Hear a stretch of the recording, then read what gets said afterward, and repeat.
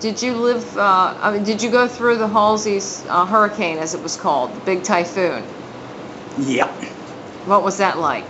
It was rough. It was, well, for one thing, I saw a destroyer breaking two. Why? He gave out for fuel and couldn't get enough fuel from it was so rough he couldn't get enough fuel to keep him going from the bigger ships. We had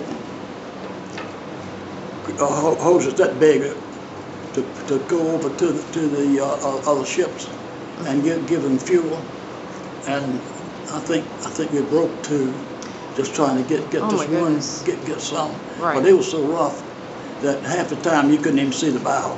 Right. That it was down underwater. Oh. But we couldn't. And by the way, we were taking on 30, 40, almost 47 degrees. I think.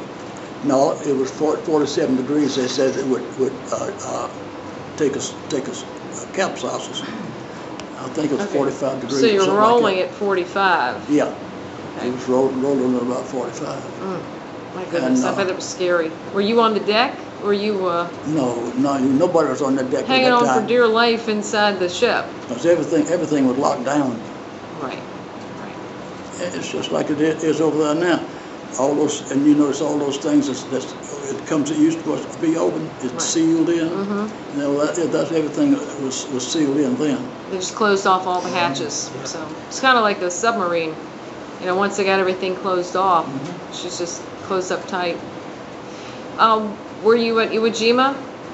Iwo Jima, we bombarded that. Okinawa, Yes. we bombarded that.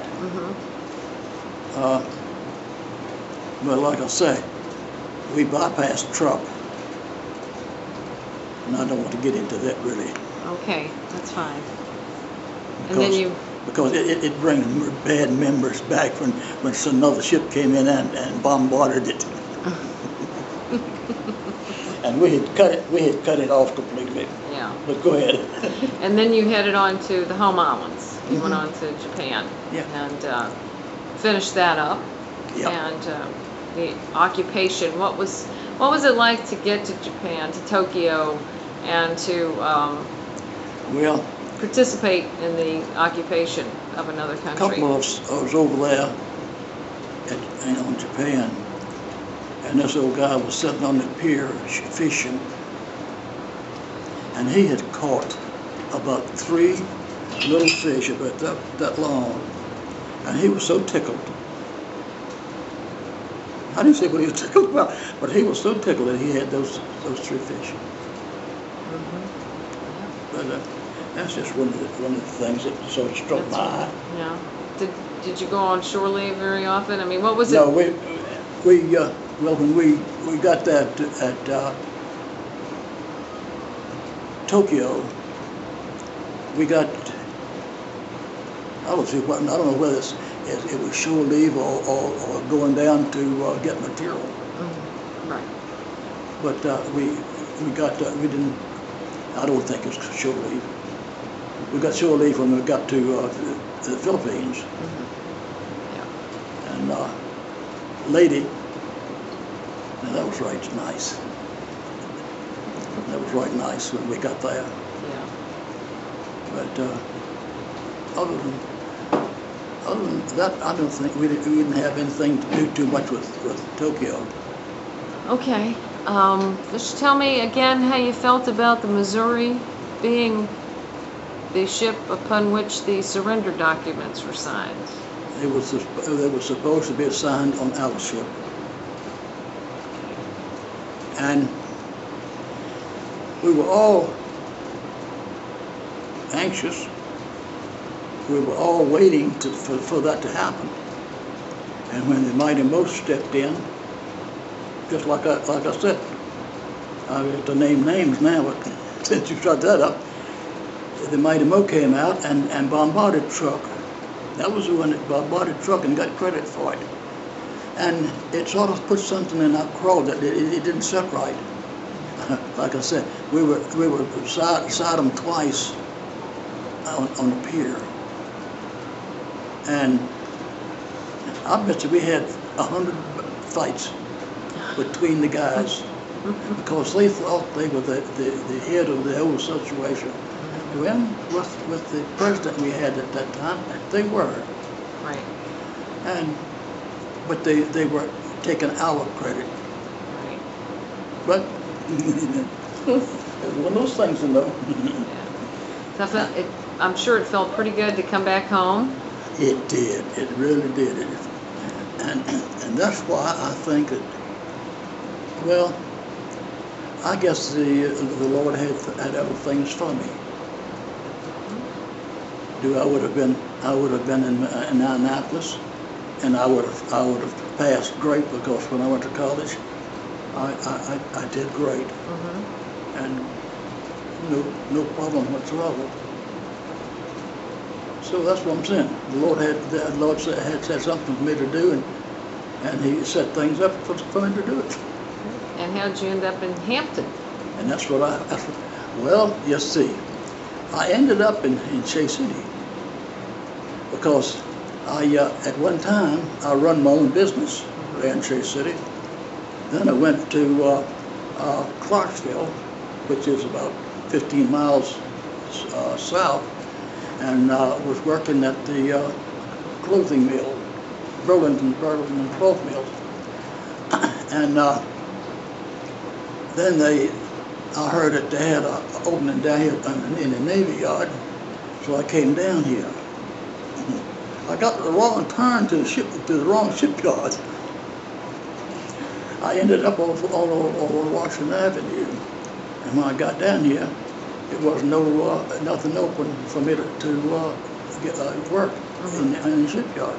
So that's what then I went to Roebuck and I started working the next day. Then I went from there to the electrical outfit and worked there for the summer while rough weather was. And then I went from there to Singer Sewing Machine Company. And that way, every time I got over into the Newport News section, shipyard section, I'd go in and check with the guy. We were on first name basis. So one day just happened chance that I walked in there and they said, "Francis, I got a place for you." So I went to the motor shop, and just like the Navy, I got in the motor shop and I was rewinding and repairing electric motors and equipment. And they found that I knew what I was doing. They wouldn't let me go. If I could have gotten into the electrical department of the maintenance, I could have made it. I could have been a foreman. But just right again, the Lord didn't want me there. There you And go. they wouldn't turn me loose. But I came over and trained, like I told you, I came over and trained to be a guide on that thing when they first opened up. And the parking was so bad, and the traffic was so bad that I just said to myself, it wasn't worth it. Yeah, it's a hard drive down from Hampton. It is. And the ship is not really like I used to know it. Right. Yeah. She's been altered considerably. It's altogether different. Right. Yeah. She's altered. She was altered in '88. Totally overhauled. There are lots of things on her that are original equipment, of course, but yes, they did alter her considerably. Took all the guns off. I passed the machine shop, and it's pretty. Yeah. It is beautiful in there. Isn't it beautiful? It Yes. is beautiful in there. I would love to get in that one. Well, you'll have to come back one time and we'll try and sneak in there. Don't tell anybody I told you that. How long would it be before they get things down that we could go down below other than just the engine room? They're working on a tour right now, and they just need to get some odds and ends squared away in terms of safety and making sure that it's going to be safe, because there are a lot of catwalks that need to be secured. There's wood that needs to be taken out that's been placed over things to protect certain instruments. So as soon as we get that squared away for you, I will let you know, and we'll bring you up here. All right, that'd be Or great. bring you down here, I should say. That would be great. Yeah, that would be good. I mean, were you ever in the engine rooms when you were working yeah. on the ship? Yeah, I've done that. Oh, great. Well, then you could probably tell us all about it. No, I was just going down there and to get something for somebody. Okay. What were you getting them? Now that was sort of out of my line because I was a deck crew. Yes, on the deck yes. crew. I was going to say, yeah, be wandering around down there. But So. now, is it any way that I can get a map to show me where my quarters were? Well, there probably is. Do you remember exactly where it was on board ship? I was ahead of the chief quarters and the galley. I was close to that down below. Okay, so you would have been I was in third seventh deck down? I was in 7th Division. Okay, third deck down to Good. Just forward of where the The- ship's galley is? Okay, the crew mess. Okay. All right, well, we'll see what we can do for you. It has, once again, been altered, but... Yeah, I know, a lot of it. but we should be able to get you some There's general... very few things down there I've recognized. Right, I know. It's Well, changed. especially on that first deck down there. There's a lot of racks that have been added, and it's... Well, it's, a lot of things has been cut down. Right. Because it didn't need that many people. Right, exactly. And then, of course, they had to take a lot of the asbestos out. Flooring has been altered, and the paint was encapsulated, the ducts were encapsulated. So, yeah, it was changed a lot, and in order to outfit it. But it's, how extraordinary is it that they would get so much use out of her, from 43 to 91. Yeah. And to be able to use her in 3 different wars and all those training missions that she went on. And I reckon if they needed to get her back out today, they could certainly use her, if nothing else, as a replenishment vehicle. She was always replenishing ships underway, as you probably recall. But she held a lot of everything. Water, fuel, various, and also I'm fascinated to find out that they had a desalinization plant on her so they could make fresh water. Yeah, I know. Which is so neat. It's too bad we don't do more of that, because we sure have a lot of salt water around here. Well, at one time they were thinking about taking one of these ships and setting it at one of these cities and making water foam. Right. That's a good idea. If nothing else, they can certainly do that. Are there any memories that you would like to specifically tell us about your feelings or your fondness or your, sort of as a wrap up to our interview, about how you feel about having served on the Battleship Wisconsin during World War II? I loved it. I enjoyed every minute. I did. I will tell you this. So now we had coffee on when we was even condition easy one, condition 1 easy. You know what that is? Okay. But one time, one of the senators or something came down to visit us. And guess what we had? Guess what we had to drink coffee out of? What? One of the best sets of coffee mugs you ever laid your eyes on. And they came out in boxes, little cases. Yes. For him to see. Oh, my goodness. We laughed at that. We got that. He said, "Well, hey, man, I wish those guys would come back," because we had something like a tin cup, right, to drink coffee out of. But that tickled us. he came out there and got us a great, nice something to drink out of. That's nice. That's good. Yeah. Y'all drank a lot of coffee. We did. A lot of coffee on that. Well, I think I drank my part in the Navy, because I don't drink coffee now.